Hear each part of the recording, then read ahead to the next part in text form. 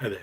It's February the 19th, and we continue our progress through the Gospel of Mark, and we're in chapter 3, reading from verse 31, going through to chapter 4 and verse 25. The last episode in Mark chapter 3 that we're looking at is when Jesus' mother and brothers come to the house where he is, and he's in the middle of sharing, and they kind of use a bit of a leverage of their relationship with him to get preferential treatment or to get him to come to them. It says they actually send for him, and we know actually from John's Gospel that Jesus' relationship with his brothers was somewhat equivocal in terms of the fact that they didn't really believe in him, and perhaps they thought they could make some mileage or even some profit out of his ministry.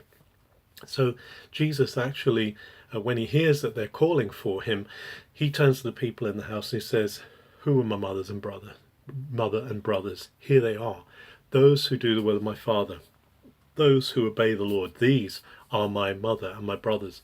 It seems a very sharp rebuke, but what Jesus is saying is there's no favoritism with him, and in a sense this is the same as with God.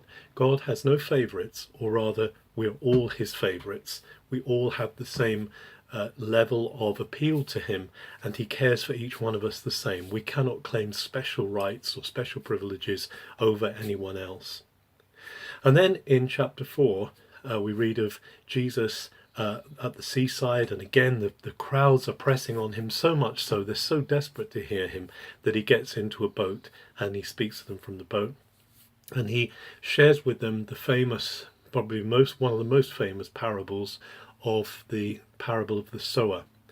And he probably is taking from life. There's probably a sower around somewhere who is broadcasting his seed. It was a very common thing in those days. Almost everyone would have known what it was to sow seed, to make bread. And so Jesus is taking a scene from everyday life, but he's giving it an allegorical meaning in his teaching. And so the seed, he says, is the word. And he's very clear that the seed is the word. And we know this because later on he explains to his disciples what he's talking about. And different things happen to the seed. Some of it falls on the hard ground, and some of it is taken away by the birds. Others, the weeds come up and throttle it. But then there is another section of the seed that falls and produces wonderful fruit, 30, 60, 100 times what's been sown, which is obviously the good harvest. Later on, when the disciples ask Jesus about this, he says quite simply the different types, the different events that happened with the seed. Now remember, the seed is the word, the seed is the teaching that Jesus brings, and maybe also the teaching is the reaction to the person of Jesus himself, who is the word himself, John says. And so some people, the seed just falls on hard ground, they don't receive it. The birds of the air come, take it away. It just goes. For others, they hear it and it begins to produce, but then things come and they wither the new growth, they wither its new germination. For others, they receive again the word, but all the cares of the world and the cares of riches come and they throttle the seed as it's growing.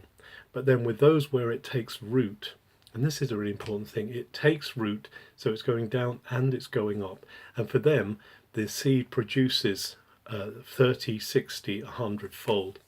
And then at the end of this reading that we have today, Jesus makes it clear that the words that he's speaking are not to be hidden away.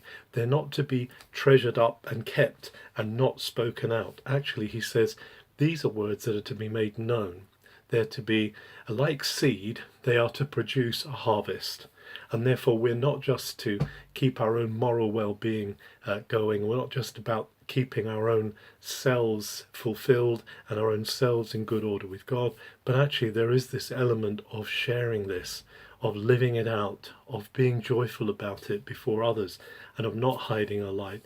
Because actually Jesus says that there is a loss. Those who refuse to be open with these things suffer loss. And just like the sower who is sowing, there is a certain loss suffered with his seed because some of it is taken away. So the seed actually that we sow is meant to be sown because some of it will bear good fruit. If we keep it to ourselves, it can't be bearing fruit.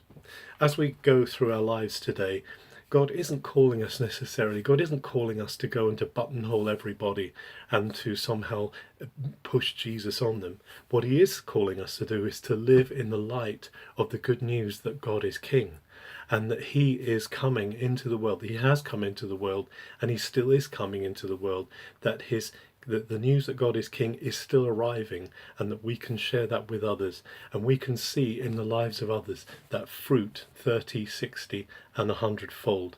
May we see that today and every day. Have a very good February the 19th.